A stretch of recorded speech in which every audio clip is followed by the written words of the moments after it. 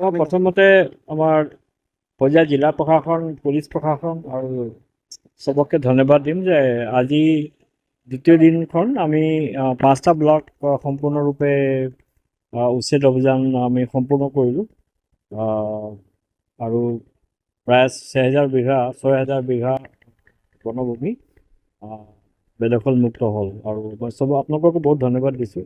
আপোনালোকে বহুত ৰাতিপুৱাৰ পৰা দুদিন লাগি আছে, কষ্ট কৰিছে আৰু খুব শান্তিপূৰ্ণভাৱে খুব ধুনীয়াকৈ এইটো হৈ গ'ল।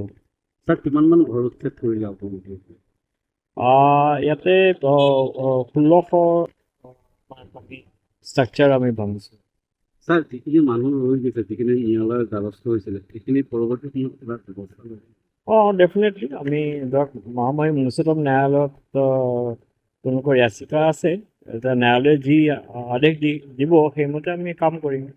স্যাৰ এই যিখিনি বনভূমি খালী কৰা হৈছে স্যাৰ, এই বনভূমিখিনিত পৰৱৰ্তী কি ব্যৱস্থা ল'ব বা কি পদক্ষেপ ল'ব? আমি যেনেকৈ কৈছোঁ আপোনালোকক, আমি বনানীকৰণৰ কাৰণে আমি প্ৰস্তুত কৰি আছোঁ ইয়াতো। এতিয়া হাউচ হোল্ড বুলি কওঁ যদি ইয়াতে 108 ঘৰ তেনেকুৱা কিবা এটা হ'ল। 158 স্যাৰ। স্যাৰ কোনো লোকে যদি পুনৰ বেদখলৰ চেষ্টা চলায় তেওঁলোকৰ বিৰুদ্ধে সেইটো চলাব নোৱাৰে আজিৰ দিনত, কাৰণ আমাৰ ইয়াত কণ্টিনিউৱাছ বেটেলিয়ন আছে, চব আছে। চ' আমাৰ আৰক্ষী প্ৰশাসন আছে, জিলা প্ৰশাসন আছে। আজিতো মই নাভাবোঁ যে কোনোবাই এইটো চেষ্টা কৰিব। ফেন্সিং দিয়াৰ ব্যৱস্থা কৰিব নেকি? চাওক, আমি চব জেগাততো ফেন্সিং নিদিওঁ, কাৰণ আপোনালোক জানে এই ভূমিটো যমুনা মৌদাঙা আৰু লগতে লাগি আছে পিছফালে আপোনালোকে দেখিছে ডবকা পাহাৰ আৰু ডবকা আমাৰ বনাঞ্চল।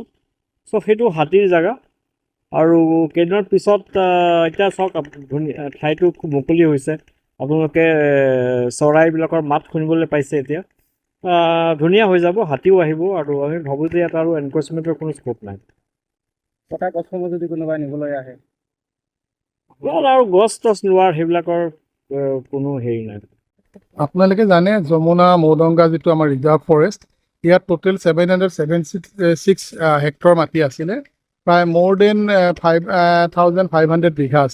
ইয়াতে 1600 গৃহীতকৈ বেছি গৃহস্থ ইয়াত আছিলে, তেওঁলোকে এনক্ৰ'চ কৰি আছিলে।